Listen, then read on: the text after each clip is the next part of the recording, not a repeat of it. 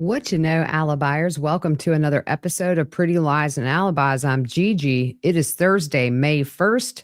We don't have court in the Karen Reed trial today. I thought I'd take a minute to update on a couple of cases we're following. Let's jump into Lori Daybell first. This is regarding an interview a male juror gave post verdict, where, if you listen to it, it sounds like he's saying he knew she had a life sentence before deliberations.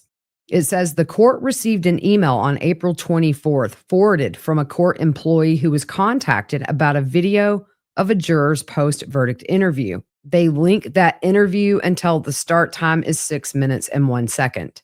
This minute entry is simply to advise the parties this information has been provided to the court. The court requests Mrs. Daybell's advisory counsel or investigator provide Mrs. Daybell with access to the video before 10 a.m. on April 29th. And it is ordered directing the clerk of the court to file the email. So we'll see. I know people have told me that in a subsequent interview, this juror clarified his statements that he did not know she had a life sentence until after the verdict. But this will still have to definitely work its way through. I'm sure there's going to be some motions about this. So we'll keep an eye out for it and see what happens. Regarding Lori's very last trial, and that is for the attempted murder of Brandon Boudreaux, prosecutor Trina Kay filed a motion asking the court to determine that the state can impeach Lori with her prior convictions if she chooses to testify. They go through each of the charges she's already been convicted of, and Trina Kay says in that filing, if Lori intends to exercise her right to testify in support of her case, it would be unfair and misleading to the jury to allow Lori to appear as a pristine and innocent witness who lacks any previous criminal background. That is the latest on the Daybell front. Moving on to Donna Adelson. She had a hearing yesterday. She was not there in person, but she was on Zoom. There is an expedited motion to continue the trial filed by the defense, and this hearing was a little bit hard to follow, mainly because a lot of the filed arguments for both the state and the defense are under seal. The investigation into Donna was rebooted after they received a lead last fall. Judge Everett asked if the state is going to file a superseding indictment or file any additional charges based on that investigation, and prosecutor Dugan said no. Donna's attorneys say they need time to review the new evidence. Her attorneys told the judge they have spent the past 3 weeks reviewing evidence and listening to wiretaps, which has put their preparations for trial on the back burner. The judge is giving both sides more time to file motions, and he did reserve ruling on delaying the trial, but he did extend that filing deadline to May 16th. The defense then went into their argument about the expedited motion to continue the trial. That was filed on April 21st. Her attorneys say that what came out 3 weeks ago is the state conducted an official investigation into allegations, and as part of that, they obtained additional records. And also, the defense learned 2 weeks ago the state had not given them materials that had been provided to prior counsel. He said, we've been asked to trust without the ability to verify. He said months ago, he asked for everything the state had, and they didn't provide that to them. There's over 100,000 emails, and he says they bought a few software programs that help sift through such large volumes of emails, but they're not very reliable. And a couple of days ago, they decided to use an e-discovery platform, but as of yesterday, it hadn't been set up. There's also new Celebrate extractions from Donna's phone that the state does not intend to use, but it doesn't mean that the defense won't use those. The judge asked prosecutor Dugan if the discovery of the raw data from Donna's phone as well as the email accounts have been provided.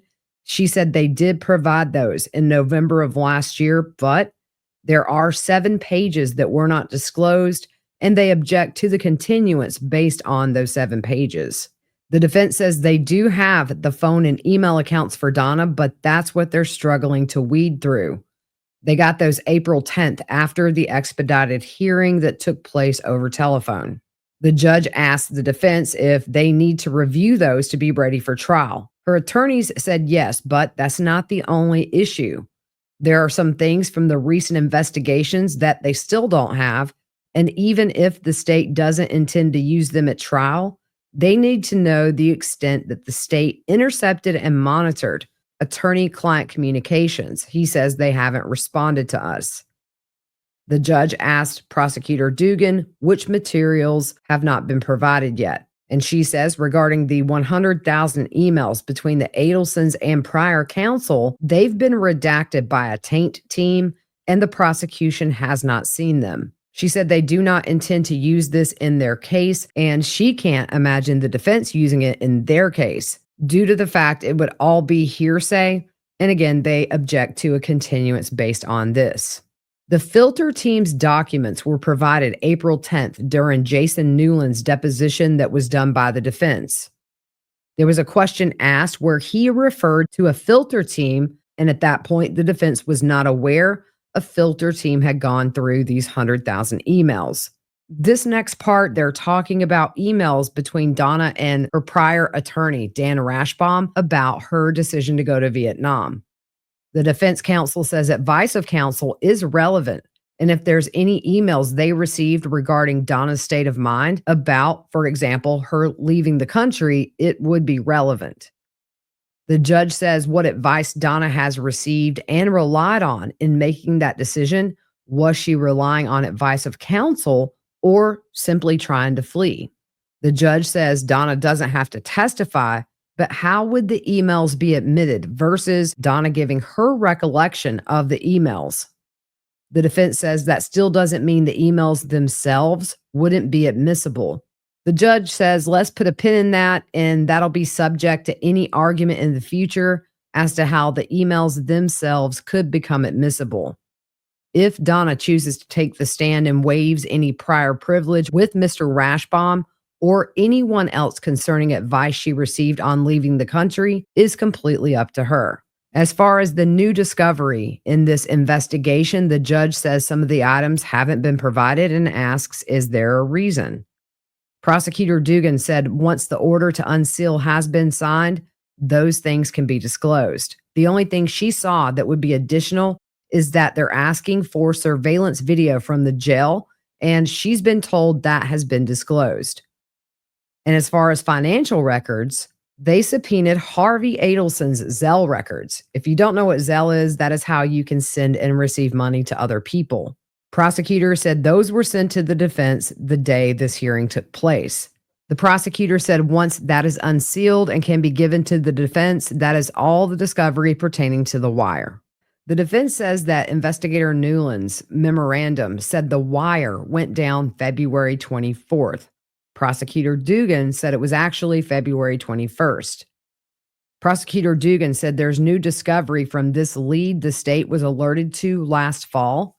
They investigated, and it resulted in new discovery and these wire calls. And there were a large number of wire calls. But Prosecutor Dugan said she was told that there's only about 30-something calls that were pertinent to law enforcement, and the state plans to use maybe one or two at trial. She thinks that the 2 months the defense team had from when it was discovered to the date of trial is sufficient. There were no calls recorded between Donna and her attorneys in this case. The defense says the state hasn't responded to their request to let them know if they've been monitoring their attorney-client conferences at the jail. Prosecutor Dugan very quickly says that's a no. The defense says even though the state thinks we have enough time, there are 32 hours captured on that wire, and given the amount of materials they've been handed, they've only listened to 2 hours so far. He thinks they need at least 6 weeks to analyze it and to prepare appropriate motions. They haven't been able to finalize their existing motions in limine. The judge gave them until May 16th for filing deadlines related to the existing charges. And the motions hearing that was scheduled for May 16th will be continued. The defense ultimately wants to delay Donna's trial 2 to 3 months, but he can't say for sure how long they're going to need. It's very dependent on getting through these 100,000 emails. The defense also said the state has not provided the disclosure concerning jailhouse informants. The judge reads the law about jailhouse informants. Prosecutor Dugan said some has already been provided with the recordings, but the state will disclose the informant's history and any potential benefits they received for being an informant. The judge wants that done by Friday at 5 p.m. So, very vague, definitely has piqued my interest of what they have found with this new investigation, new wiretap calls, 100,000 emails, y'all, getting a subpoena for Harvey Zell records. And what did this jailhouse informant say? So we'll see what happens. I'll keep you updated if we learn more or if there's any new filings. But that is it for today. Hope you guys have a good rest of your afternoon, and we will see you soon.